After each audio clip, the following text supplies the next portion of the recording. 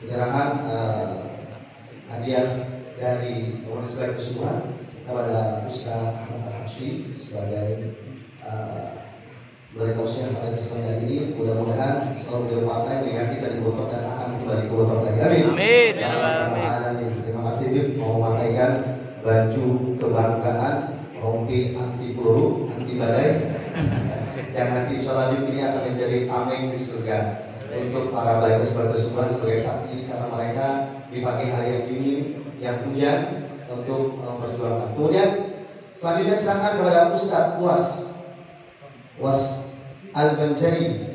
Ini juga beliau adalah salah satu kebanggaan orang Kalimantan sehingga diberi julukan Ustaz Abu Samadnya orang Banjar. Sallallahu ala Nabi Muhammad. Allahumma shalli alaihi. Allah juga mudah-mudahan beliau juga akan kembali lagi kepada Ustazan untuk berikan tausiahnya kepada kita semua. Amin. Ya Amin ya Rabbal. Terima kasih.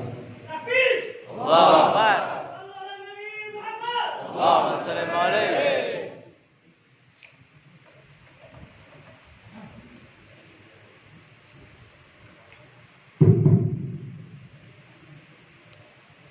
Dan hadirin sekalian, marilah sama-sama kita dengarkan.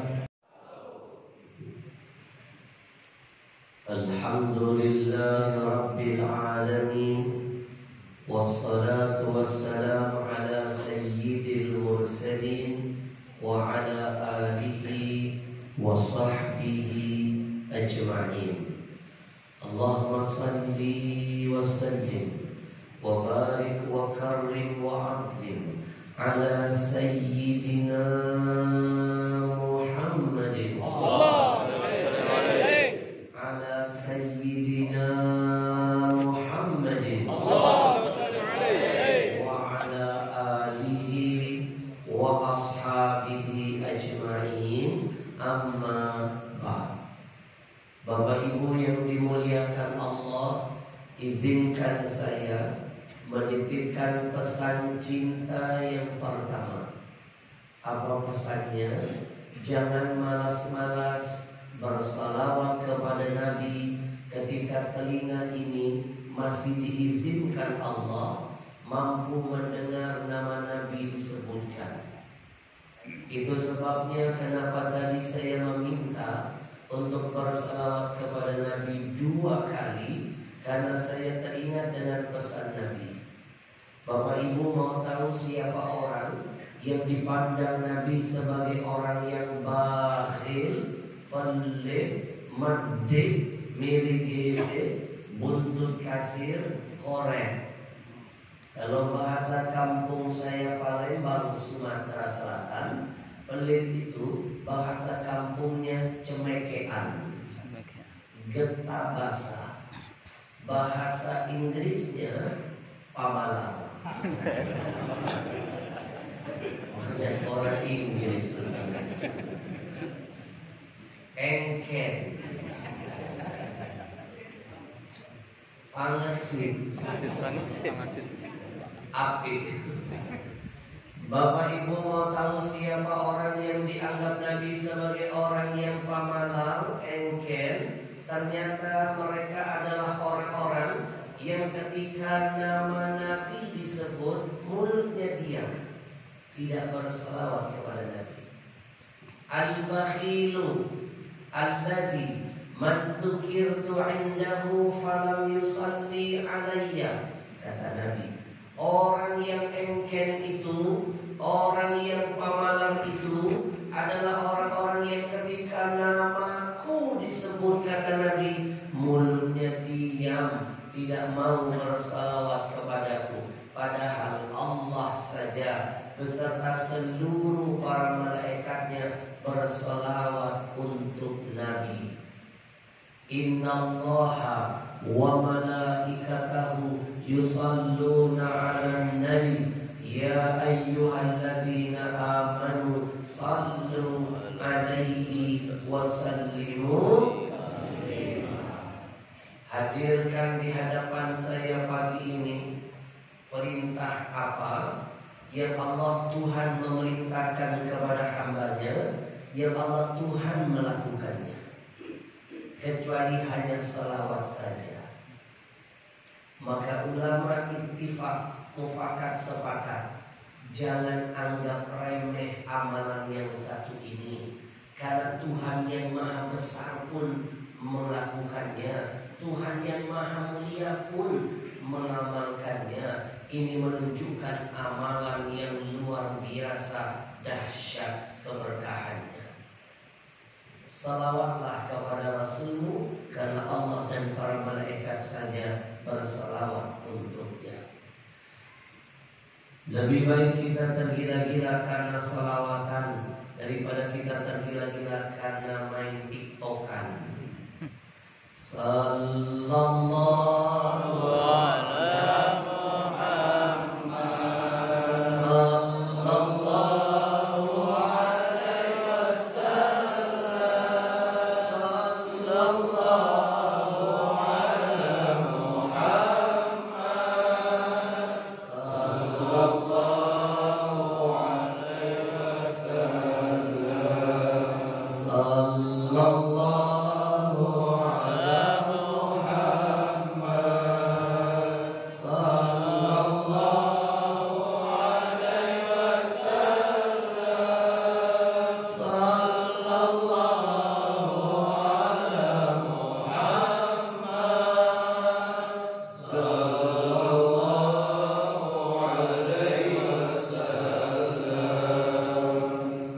Izinkan saya menyampaikan penghormatan yang terindah kepada segenap para alim ulama, para masyayikh, para muallimin, para ustadz, para ustazah yang pagi ini hadir di tengah-tengah kita.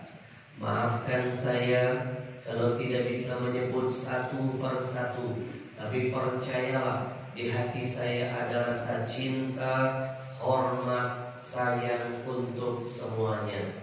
Wabil khusus ucapan penghormatan tertinggi kita sampaikan kepada Ketua Majelis Ulama Indonesia, ayahanda kita Al-Ustaz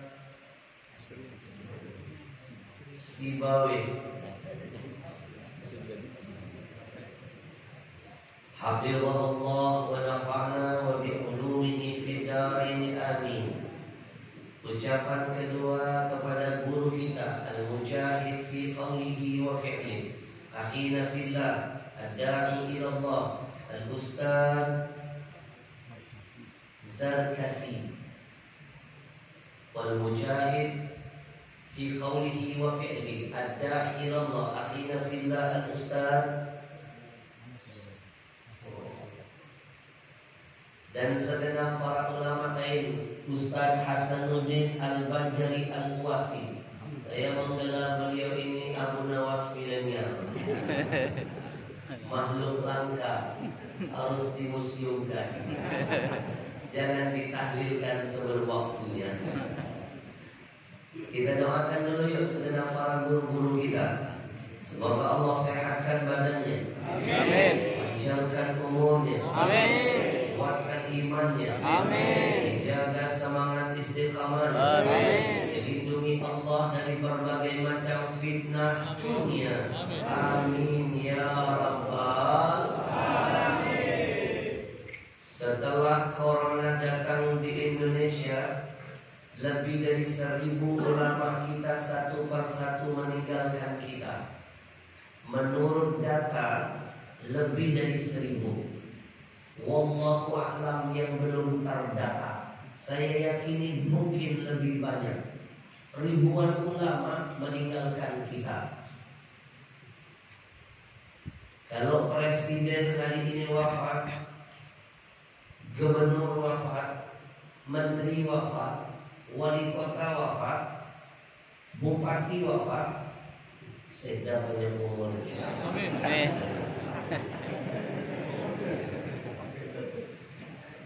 Besok rebutan orang langsung jadi penggantinya. Tapi kalau ini hari ulama kita yang wafat, 10 tahun, 20 tahun, 30 tahun ke depan belum tentu ada yang bisa menggantikan mereka. Yang terakhir, saya kehilangan Ustadz Tengku Zulkarnain, teman satu perjuangan di dalam wakaf Quran. Sama-sama kami dilantik jadi pembina di komunitas Riau Indonesia Mengaji. Yang terakhir saya kehilangan sahabat baik saya, Syekh Ali Jabir. Padahal 1 tahun sebelum beliau wafat, 1 tahun sebelumnya saya kena corona. Beliaulah sahabat pertama saya dari Jakarta, nekat datang ke Purwakarta melalui perjalanan darat 2 jam, membesuk, mendoakan, mendukung saya untuk bisa melawan corona. Saya alumni corona, lulusan tahun kemarin. Tepat tanggal 17 Agustus saya terkena corona tahun 2020. Maka Agustus 2021 kemarin saya bikin haul corona. 1,5 bulan saya berjuang sekuat tenaga melawan corona. Saya sudah pada fase yang paling parah, bahkan sebenarnya lebih parah dari sahabat saya Syekh Ali Jabir. 1 huruf keluar dari mulut saya 1000 jarum seperti menusuk di dada. 1 gerakan yang saya lakukan 1000 jarum menusuk dada. Sakit, menyakitkan. Tapi berkat dukungan teman, keluarga, jamaah, mereka yang mendoakan, Allah panjangkan umur saya. Saya lihat betul sahabat saya ketika datang membesuk saya, fisiknya kuat. Beliau cerita tentang semua ramuan-ramuan yang beliau makan untuk bisa menjadi benteng dari corona. Tapi Allah punya rencana lain di luar dugaan saya. Sahabat saya kena corona dan dipanggil menghadap Allah. Bapak Ibu, jangan pernah melupakan jasa-jasa para ulama-ulama kita yang sudah berjuang menghantarkan ilmu kepada kita. Kita doakan mudah-mudahan segenap para guru-guru kita yang sudah wafat, Allah balas kebaikannya, Allah lipat gandakan kemuliaannya, Allah luaskan kuburnya, Allah jadikan kuburnya menjadi raudhah min riyadil jinan. Allahumma fir lahu warhamhu wa'afihim wa'fu anhu. Al-Fatihah.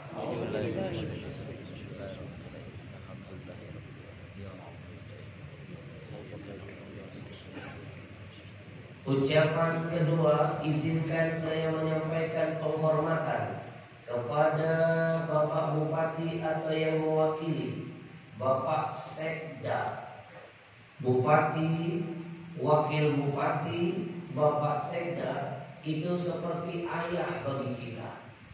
Kita semua warga Buntok itu seperti anak di mata mereka. Maka saya tidak bosan-bosan menitipkan pesan ini. Jadilah anak yang saleh dan salehah. Ayah pasti sayang dengan kita. Jadilah anak yang berbakti dengan orang tua. Ayah pasti perhatian dengan kita. Karena beliau ini seperti ayah, kita seperti anak. Saya tambahkan pesannya, jangan sungkan-sungkan minta duit jajan.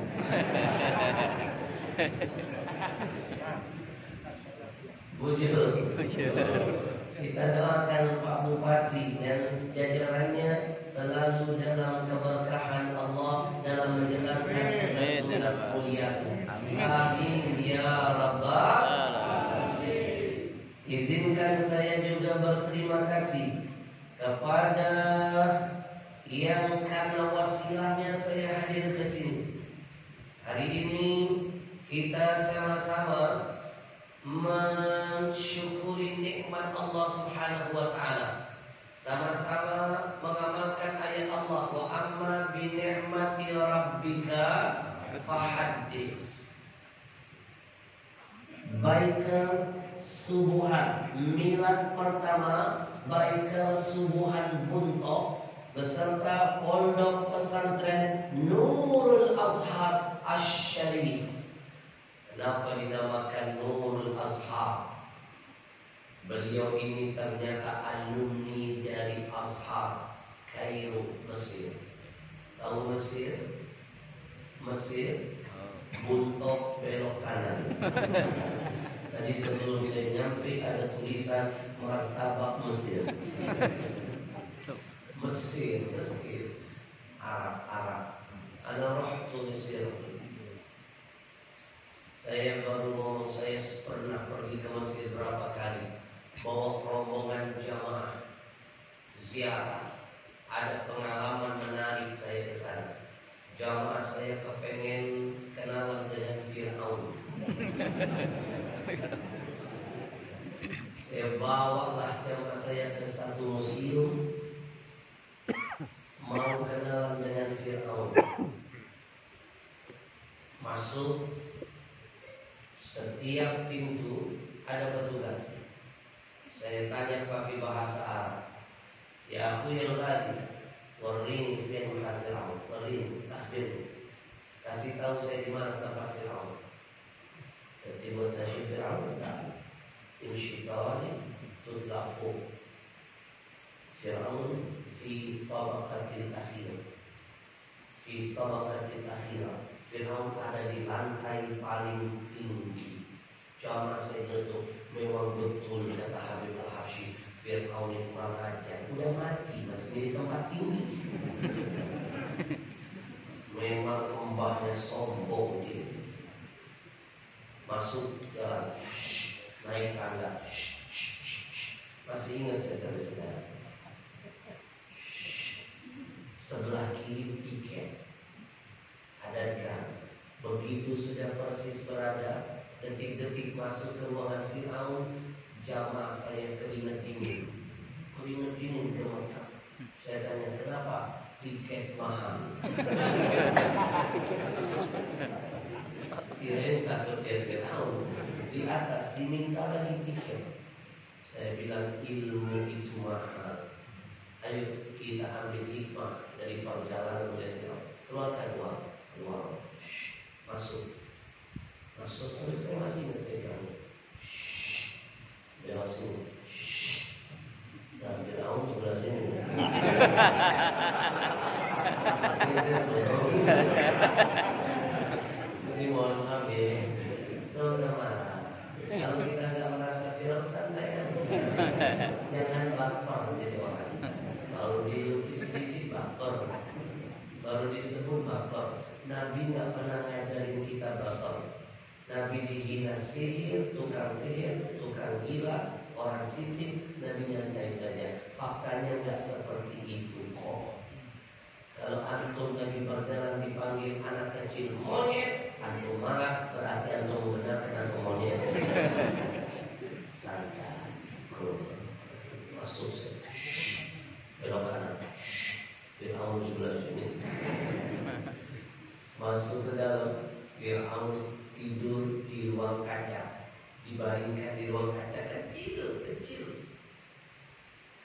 Di situ semua jamaah teriak takbir, Allahu Akbar. Benar-benar tanda kebesaran Allah. Habib masih utuh jasadnya dari ujung kepala sampai ujung kaki. Betul apa yang Habib ceritakan tadi pagi di hotel. Matanya dua, telinganya dua, hidungnya lengkap. Hidungnya mirip Habib. Belajar ini saya bilang mancung lengkap. Lagi lihat dia begitu, namanya Indonesia. Kalau nggak mutu nggak afdol katanya. Orang kita ini jarang kita mau foto-foto. Dikit-dikit foto. Al-'adah muhakkamah, tarkul 'adah adawah. Orang kita ini foto jadi tradisi. Difotolah Fir'aun.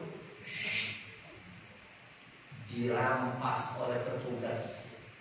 Galak-galak petugas penjaga makam Fir'aun. Galak-galak. Ambil. Mamnu taswir.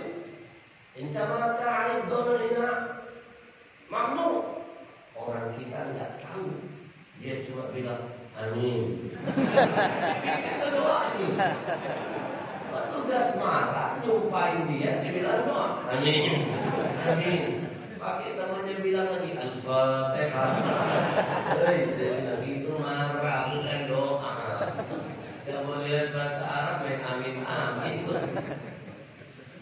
Akhirnya saya maju, disuruh jamaah untuk coba mengambil infonya. Marah itu petugasnya.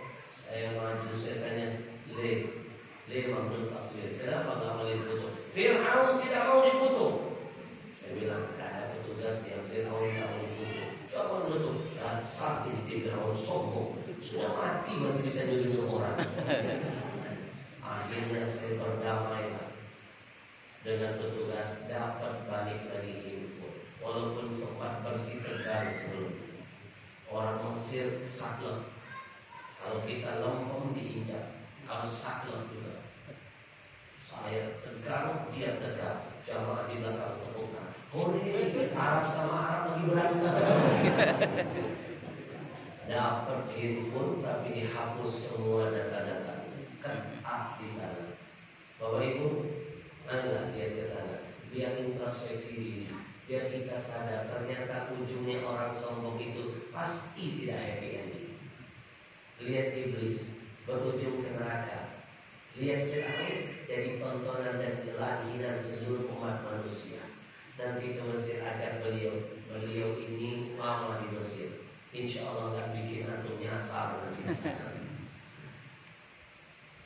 Kita doakan sekali lagi, mudah-mudahan pondok pesantren Nurul Azhar Syarif akan melahirkan santri-santri yang muda yang beragama, yang muda yang berkarya, yang muda yang berakhlakul karimah. Amin. Ya Rabbal Alamin. Ucapan selamat milad juga kepada biker Subuhan Buntok. Mudah-mudahan setiap putaran rodanya, setiap bunyi gasnya, bom bom bom, setiap bunyi klaksonnya, ting ting ting, itu dinilai ibadah jihad di sisi Allah. Kalau ngomongin biker, saya selalu ingat pesan teman saya. Enak naik motor itu Habib.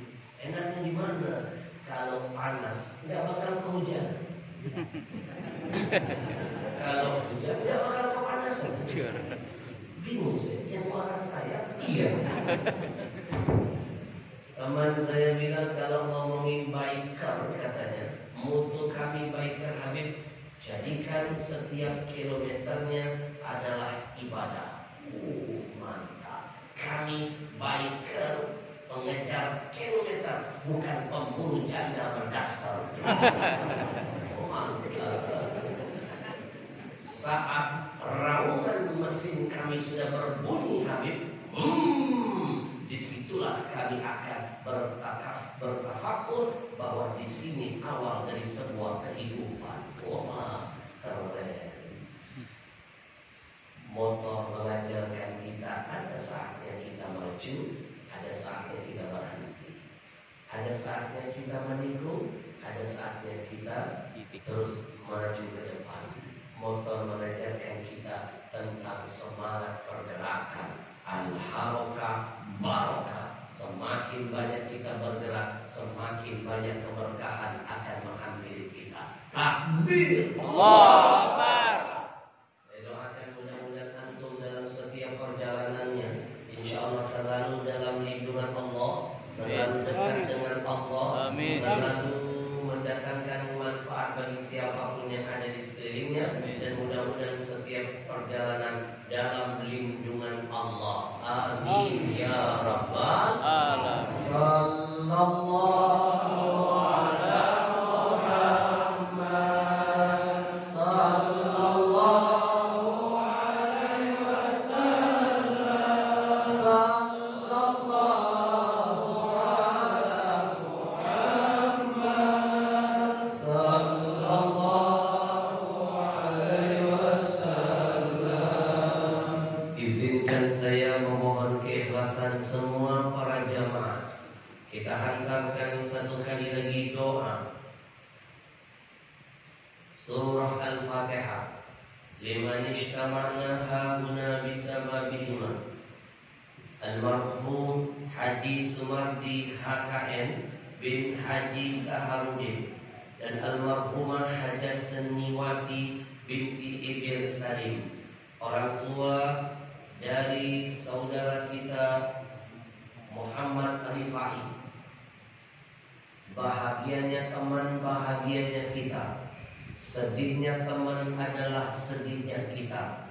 Jangan lupa ciri-ciri iman sempurna, merasakan apa yang dirasakan oleh sahabat kita. La yu'minu ahadukum hatta yuhibba li akhihi ma yuhibbu li nafsihi.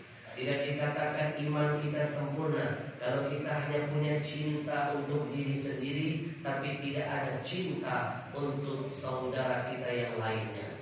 Di antara ciri-ciri cinta, ikut merasakan apa yang dirasakan oleh saudara kita. Hari ini 100 hari beliau kehilangan orang tuanya.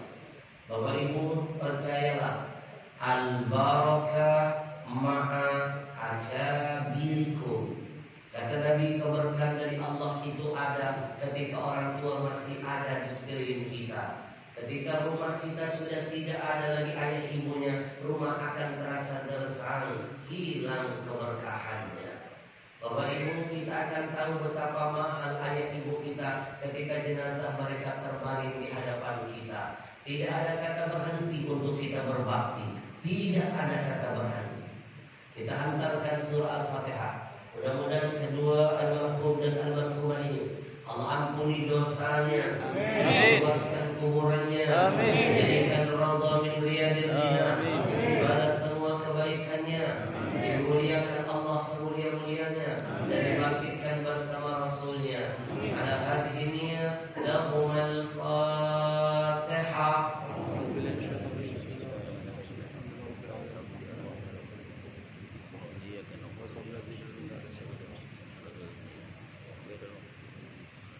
Bapak Ibu yang saya cintai, percayalah kebaikan apapun yang sudah kita niatkan untuk orang-orang yang sudah mendahului kita, ayah ibu kita, saudara-saudara kita, guru-guru kita, kebaikan itu sudah disampaikan Allah kepada mereka selama mereka wafat membawa iman dan Islam. Sekali lagi saya pastikan, apa yang sudah kita niatkan sudah disampaikan Allah kepada arwah-arwah yang tadi kita sudah sebutkan. Kalau ada yang masih meragukan, Habib nyampe nggak Al-Fatihah tadi, silakan mati. Nanti kita Fatihah. Kalau seandainya kita yang hidup ini tidak bisa memberikan manfaat kepada yang sudah mati, pertanyaan pertama saya, dengarkan baik-baik. Buat apa kita melakukan sholat jenazah?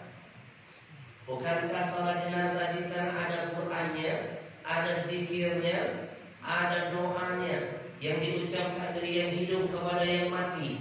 Kalau tidak sampai, untuk apa? Bujur? Bujur? Bujur? Pertanyaan kedua, kalau seandainya orang-orang yang mati yang sudah mendahului kita selama membawa iman dan Islam tidak bisa mendapatkan kebaikan amal apapun dari orang-orang yang hidup, pertanyaan kedua, untuk apa Nabi mengajarkan kepada kita dan membedakan salam orang hidup dibedakan dengan salam orang yang sudah mati? Kenapa harus dibedakan kalau nggak sampai? Bujur? Nabi ajarkan salam buat orang yang mati, ada salam khususnya. Lewat istrinya yang bernama Aisyah, Nabi ajarkan kepada kita.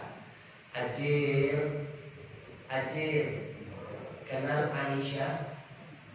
Yang kompak dong, kenal? Di mana kenalannya? Nah, kalau mereka kenal berarti mereka makhluk purbakala. Apa salam buat orang mati? Assalamualaikum ya ahlad diyar minal muslimin wal mu'minin antumul muqaddimuna wa ana insyaallah bikum lalahiqun. Kalau enggak sampai, buat apa Nabi ajarkan salam itu kepada kita? Bujur. Maaf loh, jangankan salam antum kepada mayit, bunyi telapak sandal antum saja mayit masih bisa mendengar. La yasma' qar'ani alihim. Ketika mayit dimasukkan ke liang kubur, ditutup dengan tangan, satu persatu penghantarnya pergi meninggalkannya. Kata Nabi, si mayit masih bisa mendengar bunyi telapak sandal penghantarnya pergi meninggalkannya.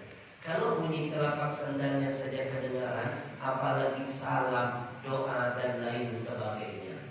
Bahkan di lain hadis Nabi tambahkan, jangankan mendengar, si mayit bisa menjawab salam kita. Ketika kita melewati sebuah kuburan, kita kenal betul siapa yang sudah dimakamkan di dalamnya. Semasa hidupnya kita tahu dia, kita kenal mereka, maka kita mengucapkan salam. Kata Nabi, ketahuilah mereka diizinkan Allah bisa membalas salam dari kita. Tapi bersyukurlah kita tidak bisa mendengar jawaban salam dari mereka. Bayangkan kalau kita bisa mendengar jawaban dari mayit. Jam 12 malam kita lewat kuburan, dengan gagah bangga kita berkata, Assalamualaikum ya ahlal kubur. Mereka menjawab seberatahan, Waalaikumsalam. Maka kita akan jadi jenazah berikutnya. Bujur. Bapak Ibu yang dimuliakan Allah, kalau tidak sampai amalan kebaikan dari yang hidup buat yang mati, pertanyaan saya ketiga, kenapa ada cerita yang satu ini? Seorang wanita datang menghadap Nabi lalu berkata, Ya Rasul, ibuku telah wafat tapi belum berhaji.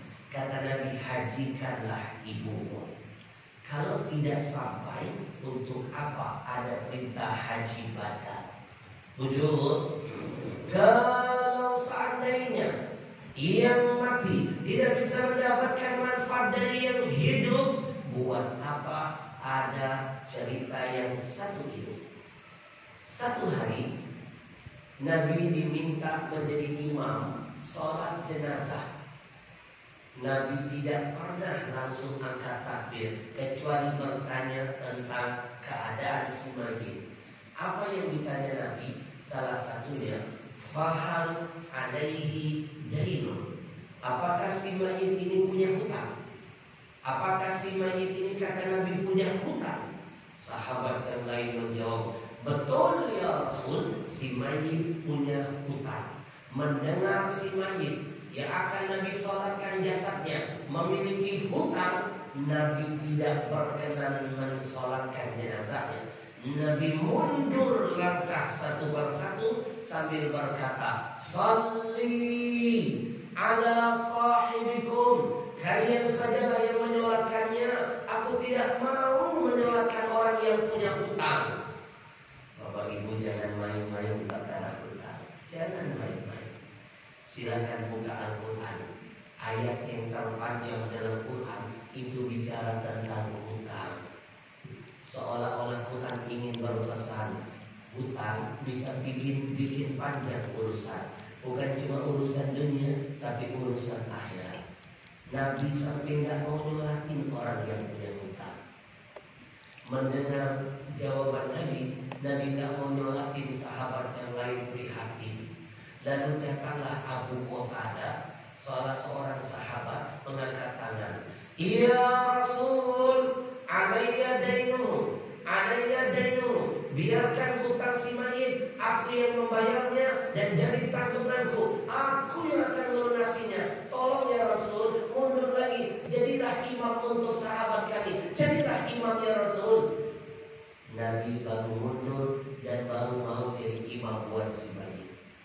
Bayangkan, kebaikan Abu Qatadah belum dilakukan, hutang belum dibayar, baru punya niat saja, baru kebaikan yang diniatkan sudah sampai. Kalau nggak sampai, ngapain Nabi mundur lagi lalu melaksanakan sholat?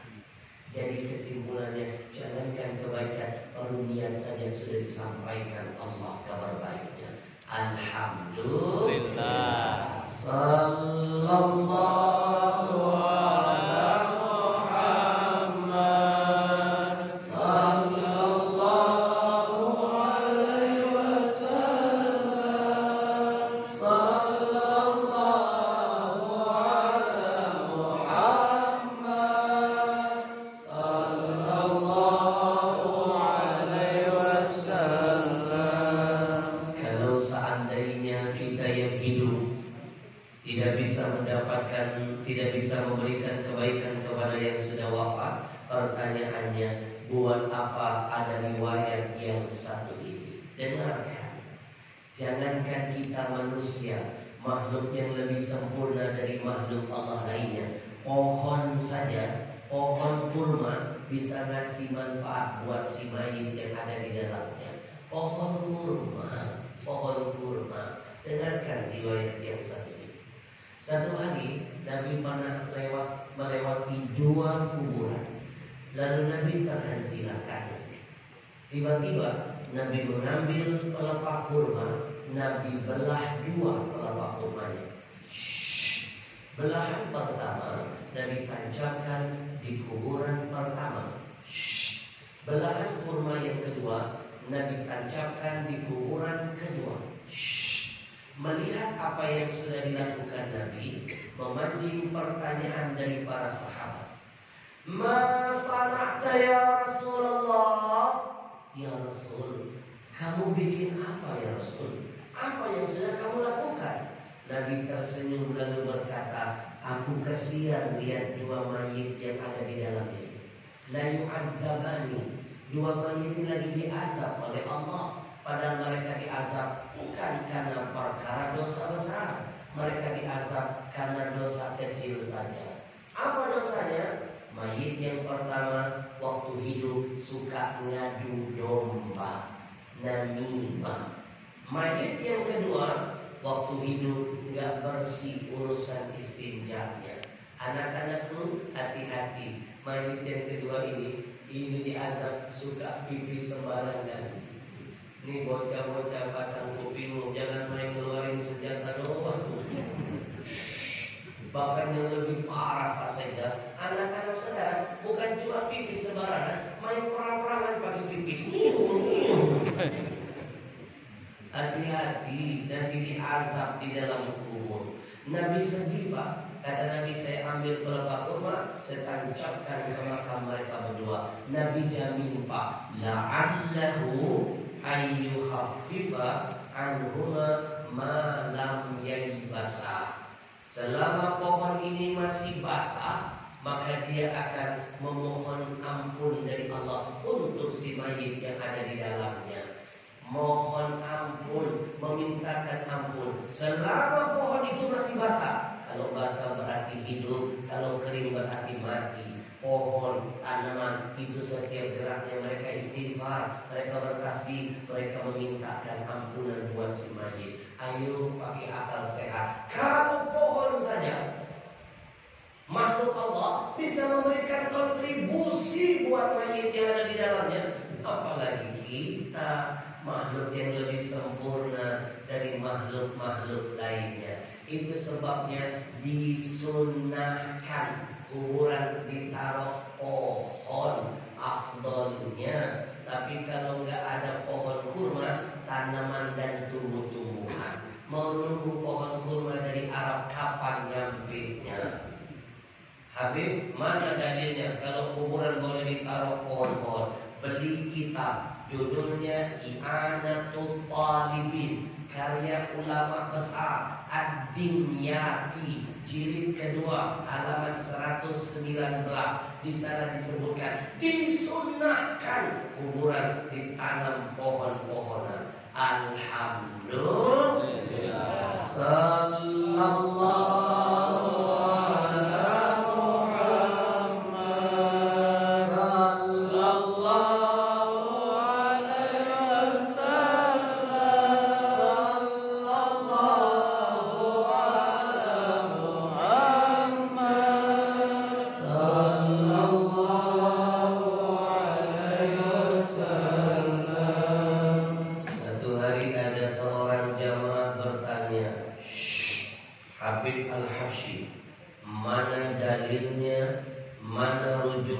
kitabnya, siapa imamnya, mana hadisnya, kalau kita boleh menyiram kuburan.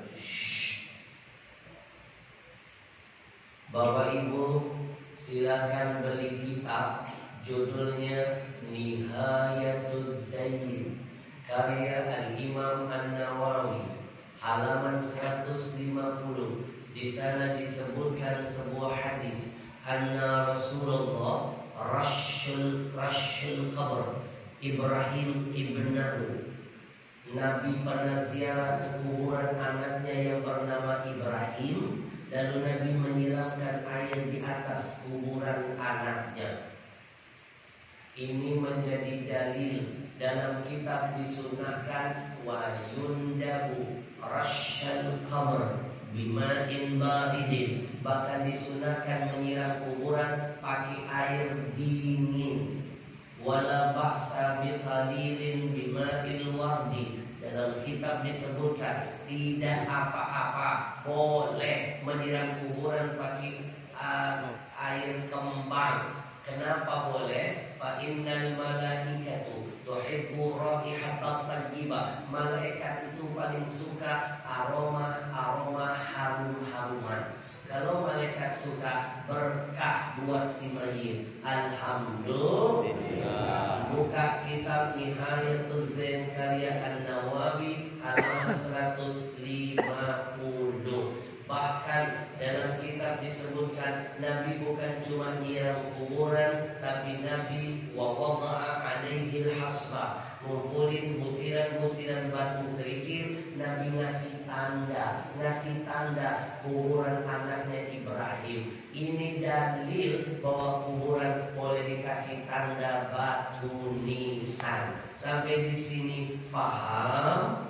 Sallallahu ala Muhammad sallallahu alaihi wasallam sallallahu ala Muhammad sallallahu alaihi wasallam. Singkat padat. Jangan heran Pak Saida, kalau ada penceramah baru mulai ceramah suka lihat jam tangan. Itu hanya teknik saja. Sebenarnya dia lagi mikir habis ini mau ngomong apa. Lanjut. Mana suaranya yang kompak? Lanjut. Tenang, ini baru pembukaan. Itu pun baru pembukaan satu. Bapak Ibu, demi Allah, saya ingin menitipkan pesan dari hati ke hati. Demi Allah, kita akan sadar betapa mahal orang tua ketika mereka sudah pergi meninggalkan kita. Saya bisa merasakan perasaan sahabat kita. Maka itu sebabnya saya menulis sebuah buku. Sudah punya buku karangan saya yang satu ini? Belum. Hari ini sudah tahu isinya?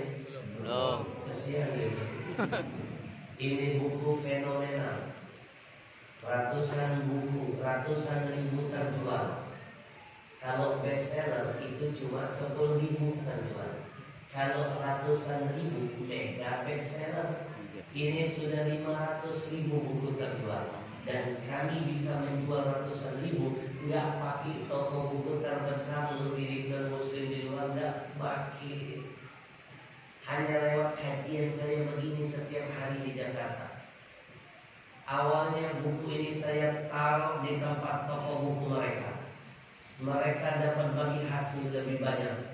Bahkan royalti saya tambahkan untuk mereka. Saya cuma minta satu sebagai tarbiyah untuk mereka. Tolong hargai buku-buku Islam. Jangan kalian taruh di rak kalian paling belakang. Buku kalian kenapa? Pintu masuk daerah strategis buku kalian. Padahal pembeli terbesar toko buku kalian adalah jaringan kami kaum muslimin. Mereka deal. Tiba-tiba beberapa hari berikutnya saya sidak di cabangnya Cibubur Junction, mall besar di sana. Saya lihat toko bukunya, nasib buku Islam masih di belakang, buku mereka di depan. Melihat kejadian itu, saya merenung, mereka main cantik rupanya. Biar anak-anak kita nggak mampir membaca buku kita, di depan rak buku Islam dia taruh rak novel. Dia pasang lagi jebakan Batman, rak komik. Langkah anak kita sudah terhenti di situ. Melihat ketidakadilan ini, saya bilang ke seluruh staf saya, keluarkan buku saya dari tempat mereka, tantangin mereka, mana yang lebih cepat, bestseller, 10.000 buku terjual, jaringan cabang-cabang mereka yang mereka sombongkan, katanya ada di seluruh Indonesia. Atau mulai sekarang kita jalan dari masjid ke masjid, musola ke musola, setiap tausiah kita promosikan buku kita.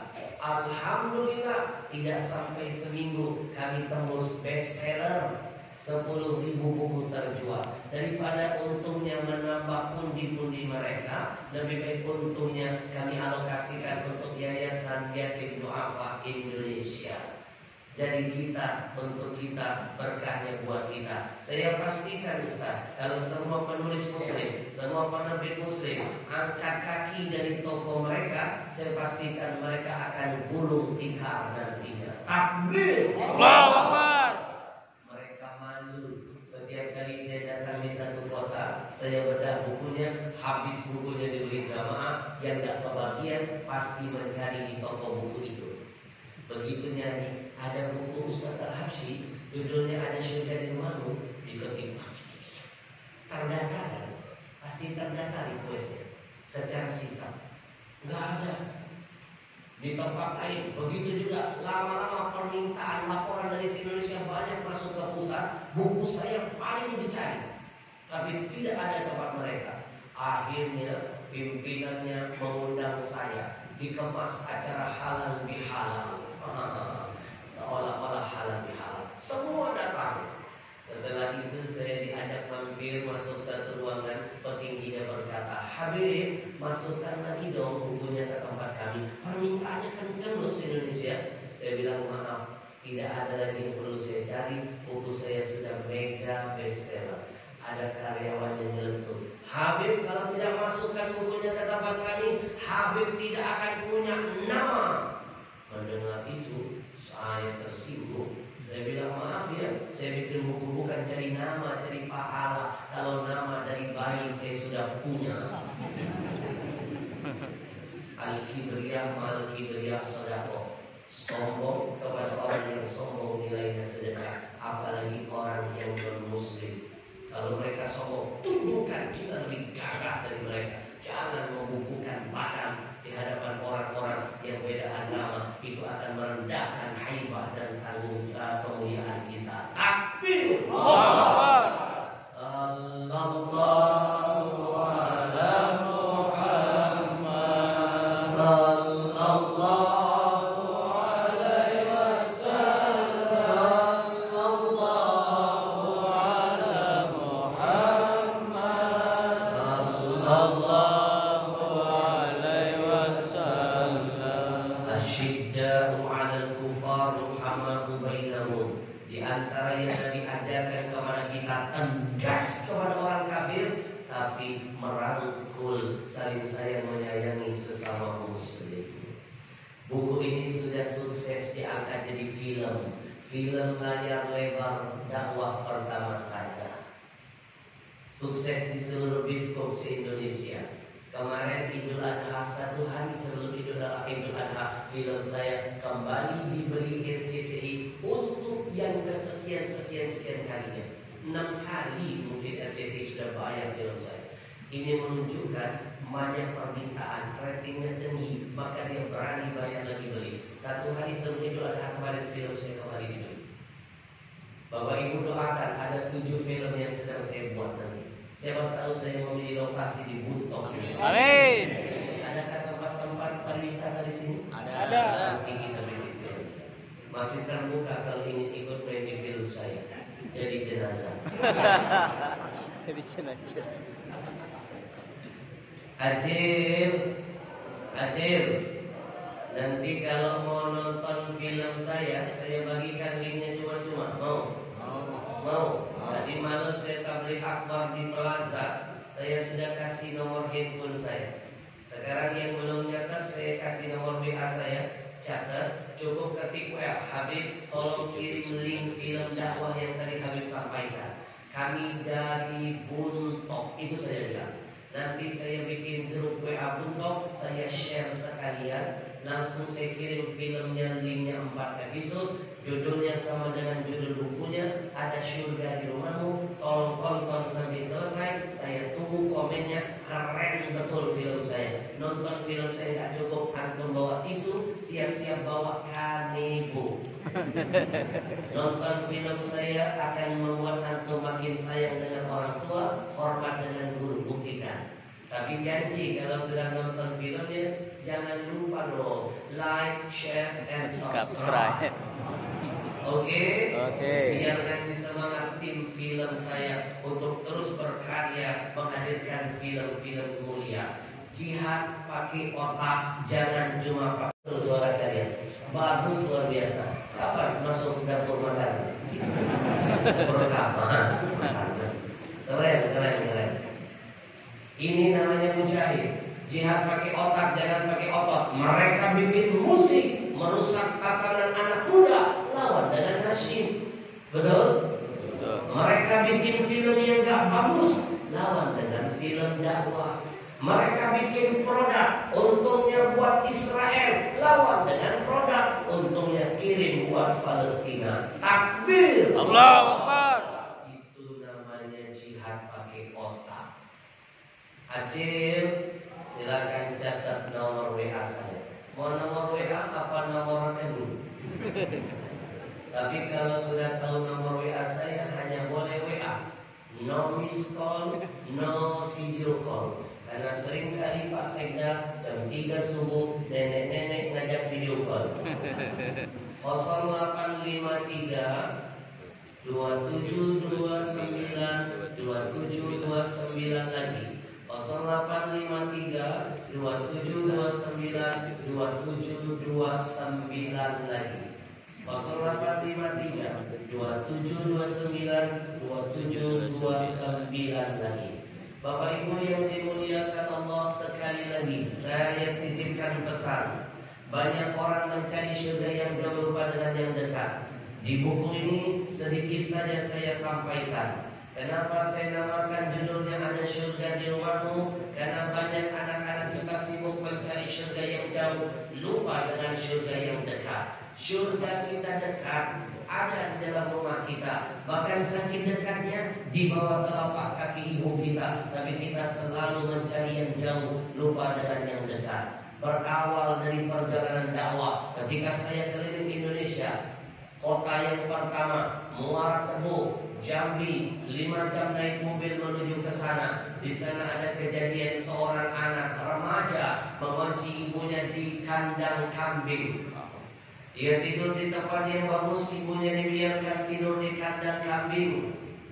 Saya langsung merenung, pantas Indonesia banyak bencana, banyak kacang lupa dengan kulitnya. Kejadian kedua Pak Sekda, saya di Brebes.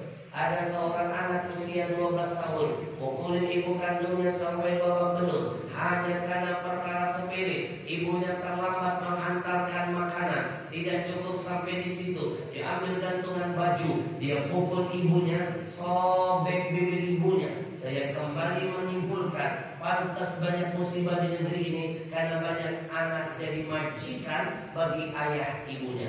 Dan yang paling parah, memalukan serta memilukan, kejadian di Jawa. Ada seorang ibu tua, janda, wanita soleha, tetap bekerja mencari nafkah yang halal demi anak-anaknya. Bekerja jadi apa? Kuli di salah satu sawah. Begitu sedang bertani, masuk anak laki-lakinya bawa parang di tangannya. Bukan membantu ibunya, tapi malah majakin ibunya. Si anak meminta uang 500.000 dari sang ibu. Ibunya nggak punya uang, dikejar ibunya pakai parang, berlari ketakutan sang ibu. Akhirnya terjatuhlah di tengah sawah. Apa yang terjadi? Dia tebas leher ibunya. Hanya dengan senilai 500.000 saja. Kepala terpisah dengan lehernya. Saya makin mantap menyimpulkan tulisan saya. Pantas Indonesia banyak bencana, musibah karena banyak anak durhaka dengan orang tuanya. Demi Allah saya belum membaca dalam Quran dan hadis ada riwayat anak setan membunuh orang tuanya. Anak setan loh, jangankan membunuh, durhaka saja tidak ada. Anak manusia banyak. Jangan-jangan setan sekarang sudah takut lihat manusia. Mungkin manusia sekarang lebih gila dari setan. Setan takut lihat kita. Jangan-jangan setan berdoa begini, ya Allah, aku berlindung dari godaan manusia yang terkutuk. Bujur, bujur. Bapak Ibu, itu sebabnya Indonesia banyak bencana. Masih ingat di zaman Nabi Nuh ada bencana juga namanya banjir. Satu dunia ditenggelamkan Allah. Tidak ada yang selamat dari bencana itu kecuali yang naik ke atas kapal Nabi Nuh. Konon satu dunia tenggelam. Makanya Nabi Nuh dikasih gelar tambahan Abul Bashar Tsani, bapak manusia kedua setelah Adam. Karena tidak ada seorang manusia pun yang bisa hidup kecuali yang naik ke atas kapal Nabi Nuh. Timbul pertanyaan, kenapa Allah marah, murka, semua ditenggelamkan? Apa karena sebab umat Nabi Nuh yang suka membangkang kepada nabinya? Bukan hanya sebab itu. Sebenarnya ada sebab lain. Sebab apa? Pembangkangan seorang anak laki-laki dengan ayahnya. Siapa anak itu? Kan'an.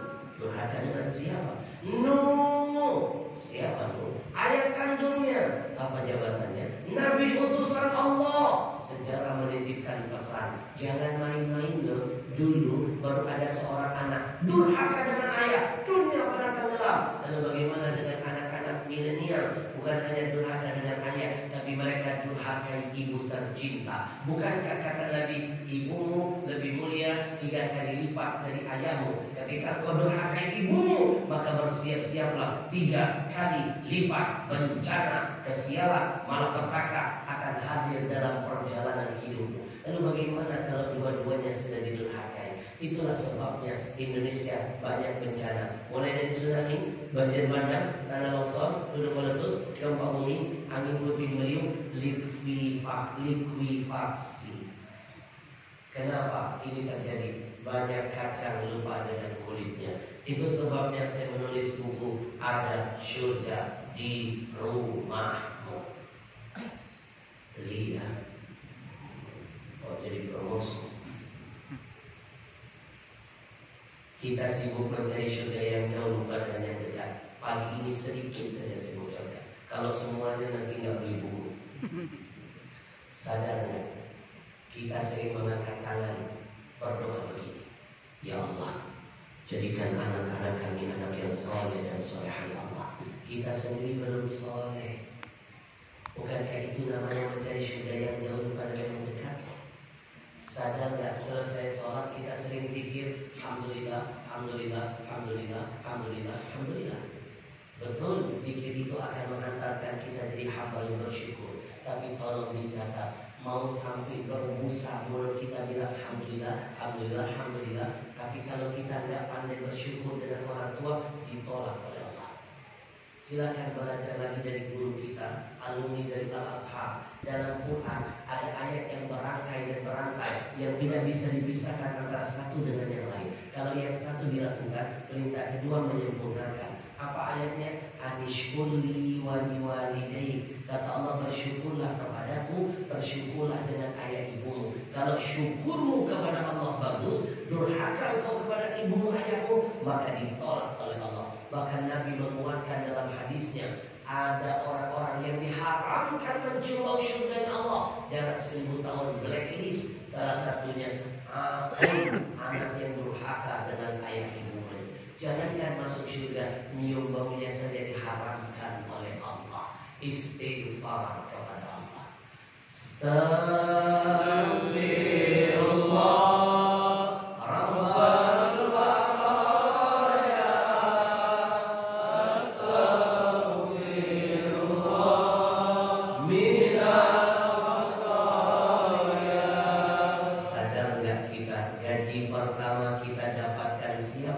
Dari dulu kita traktir teman-teman satu kantor, pasangan, pacar, orang tua kita nomor 2 kan.